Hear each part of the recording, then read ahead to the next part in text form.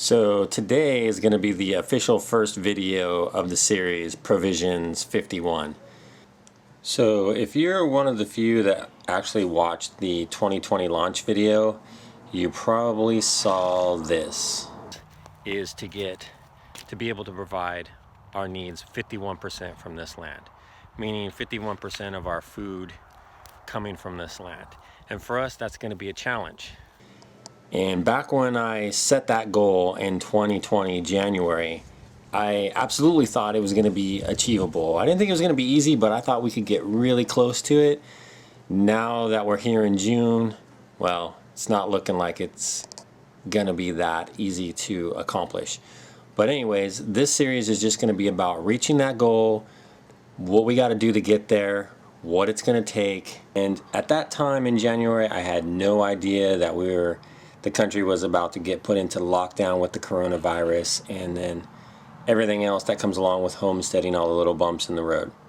So here we are in the middle of June, and I haven't made any videos about Provision 51 or just our progress with achieving our goal. So today I want to take you on a little tour, touch on all the topics that I had in my mind at that time and how we were going to achieve that goal, and just show you where we're at now. So this is the original garden area that I had. I put this up when we first moved in. It's just all the old fencing from around the house that I used for my raised beds. And I made these raised bed gardens, and primarily for the first couple years we just put stuff that we wanted in them. We had no plan to be self-sufficient or sustain ourselves. It was just nice to have. So this was the original, and we're still using it today. Tomatoes are behind. They started out very leggy. I ended up with leggy seedlings this year. Cucumbers over here. I have not been able to grow cucumbers this year for nothing, so these are just what's left. Some beans, unsuccessful. This half of this was unsuccessful. The peppers aren't doing so well either. The lettuce did really well, but it also went to seed really fast because of the warm temperatures. So this was also not very successful, and it's just so hot out here. Everything is wilting. More peppers. Celery. About 50% of this bed was also unsuccessful. I grew all the seedlings inside and then planted them out here. Kale died off. Just a few little stragglers. So it's not as easy as one might think, but it's also been a very weird weather year. It was cold, then super hot, then super cold, then super hot. This is a lime tree that I planted a few years ago, and these are fresh plants right here. I just planted these trees in, a Meyer lemon and a little orange, cutie orange.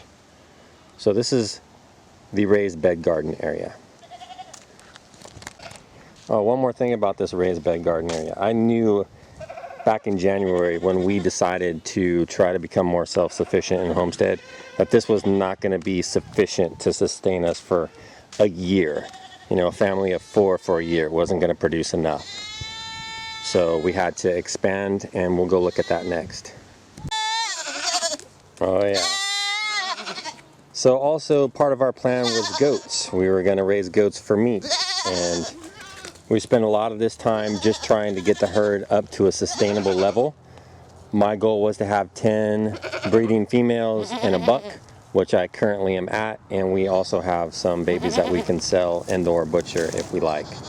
So that's another trial in itself. We haven't eaten goat. I don't even know if I'm going to like it, and I don't even know if I can butcher these guys. So this was another part of our self-sufficient homesteading plan, is the goats. And something, so we got wild turkeys hanging out over there. Could also be valuable as well. So this is new this year. This is right along our patio. This is just a little herb garden. We got some dill, some spearmint, lavender, some stuff that I forgot the name of already. But yeah, just a little herb garden here. So this is something new that we planted as well. Okay, this is another area of the property that's very important to our self-sufficiency homesteading goals. This is our orchard, our mini orchard. We planted this when we first moved in here several years ago with no thoughts of homesteading or being self-sufficient. It was just fruit that we wanted to have. And now that we're moving into a more serious homesteading lifestyle, or at least trying to, I'm thinking that we're going to have to probably double this. So we might add some more trees maybe next year. I don't know, it's just a thought. Some of these are still really young, but you know, there is a big difference between planting some trees for fresh eating and then having enough to preserve, freeze, dehydrate, and store to provide for your family for a year. So anyways, I just kind of wanted to show you just a real quick little tour of the orchard. Nothing specific, but we got citrus over there, some cherries, figs, peaches, plums, pears, and apples. Moving on over here, this is where I added this garden section here, and this is a new plant this year. This is a loquat tree that I just planted this year. I think you might have seen the Pakistan mulberry tree video, and this is the new garden section. Stay tuned for a time-lapse video of the progress on this, and also my thoughts. But this is a 35 by 35, maybe a little bit bigger section of garden. And again, it's also a trial because I didn't really know how much I needed to grow to provide for us for a year. But a lot of successes here and a lot of failures here. You can see there's a lot of open space over there for things that didn't grow. Again, problems with cucumbers this year for some reason. But we'll keep progressing and keep improving our garden every year, trying things that work and seeing what does and what doesn't. But just real quick, tomatoes, row of tomatoes here, tomatillos and tomatoes, some ground vegetables here like radishes, onions, kohlrabi, eggplant, some squash over there, sunflowers in the middle. There's a few cucumbers there, corn, and the far part over there is all melons. So this is the second plot. Now, being June already, and I'm already thinking that I'm going to have to double this garden size as well. I don't think we're going to get enough out of here to even preserve very much of anything, can or jar much.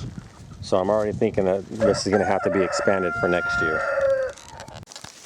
This is my little mulch pile that I've been throwing grass clippings, some horse manure, some chicken manure, some leftover hay from cleaning out the chicken coop and the horse area. Trying to get this to break down for next year so I can throw that into the garden area. Okay, another very important part to our self-sufficiency is these chickens and my chicken coop. So this side is my egg layers over here, and these are going to be my meat birds over here.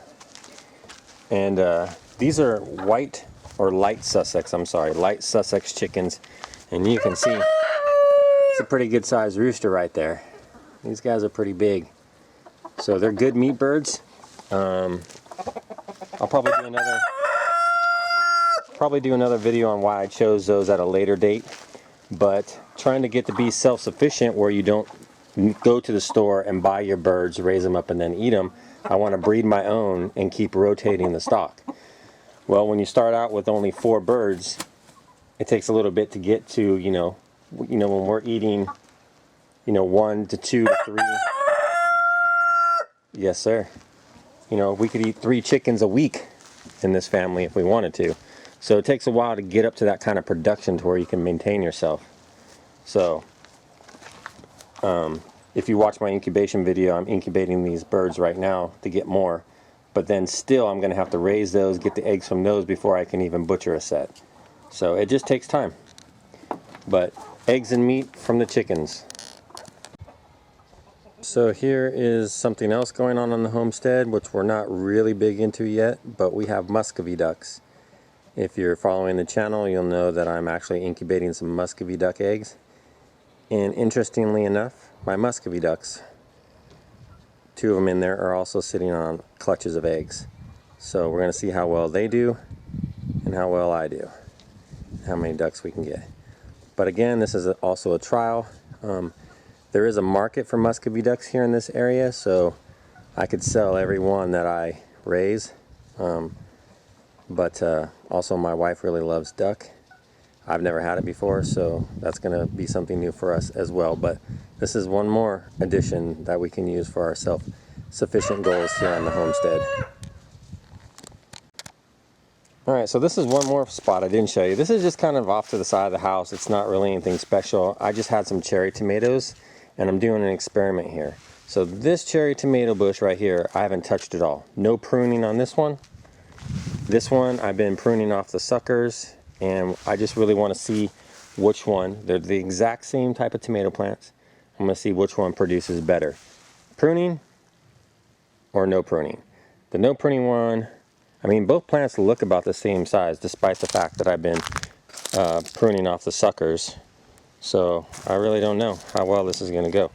But I let that one get out of hand. So take that one off.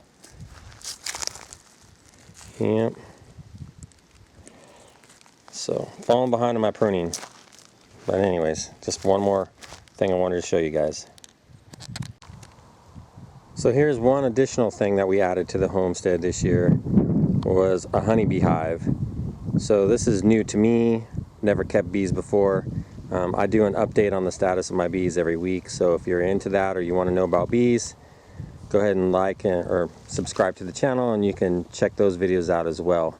But I got those to provide us personal use honey and also to help with pollination with my fruits and vegetables. So check them out. So this is a row of sunflowers that I planted. These are black oil sunflowers. Now, I buy black oil sunflower seeds for my chickens, to feed my chickens. Oh, those are interesting looking bees. I have never seen a bee like that before. That must be a carpenter bee. I can't see it. Sorry, the camera's not focusing on it. But anyways, I planted this whole row of sunflowers for my bees. And it was just a little 1 gallon bucket. So just a couple pounds out of a 50-pound bag, and it's produced quite well.